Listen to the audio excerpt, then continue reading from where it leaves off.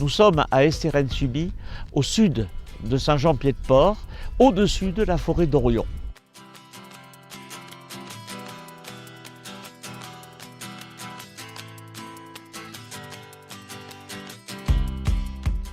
Nous sommes véritablement sur les sources de la Nive. La Nive naît ici sous nos pieds.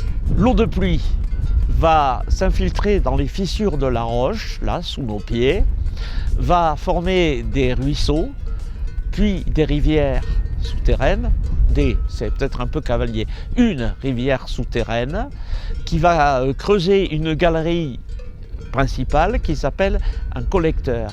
Et l'eau va ressortir sous nos pieds 500 mètres plus bas, aux sources de la Nive, justement. Ici, nous sommes sur un polger.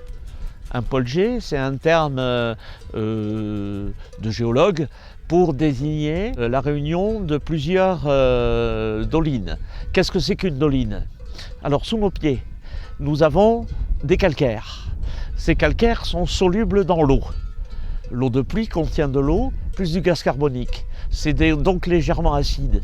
Et cette eau va dissoudre régulièrement, millimètre par millimètre, le calcaire qui nous entoure. Ce calcaire, il est faillé, il est fissuré. Par l'intermédiaire des fissures, l'eau va pénétrer dans le calcaire et va le dissoudre, va former des sortes de trous, des entonnoirs de dissolution que l'on appelle des dolines. Si ces dolines se rencontrent, deviennent coalescentes, ça forme une dépression entourée de relief avec un fond plat qui s'appelle un polger.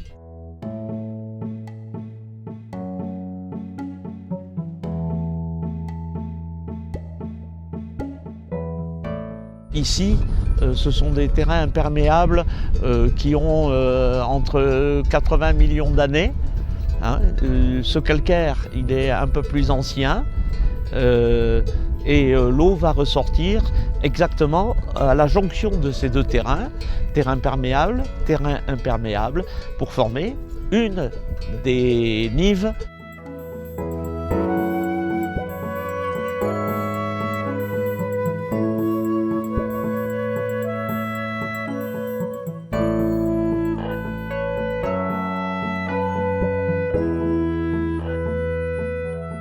Il y a la Nive d'Estérennes-Subie juste sous nos pieds, à 400 mètres. Il y a la Nive du Loribard. Il y a la Nive d'Arnegui qui se rejoignent à Saint-Jean-Pied-de-Port. Puis la Nive des Adultes qui rejoint la Nive au niveau de Saint-Martin-d'Arossa. Ensuite, les gorges de la Nive et la Nive finalement vient se jeter dans la Dour à Bayonne.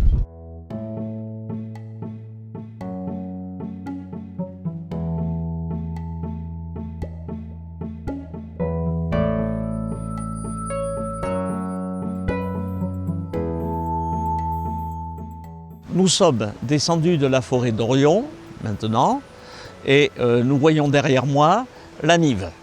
Cette Nive, elle coule vers l'Atlantique. Par contre, tout à l'heure où nous étions au niveau du polger, toutes les eaux qui étaient derrière moi partent vers la Navarre et donc vers la Méditerranée. Donc c'est une ligne de partage des eaux. Donc ici, nous avons une source qui coule vers l'Atlantique.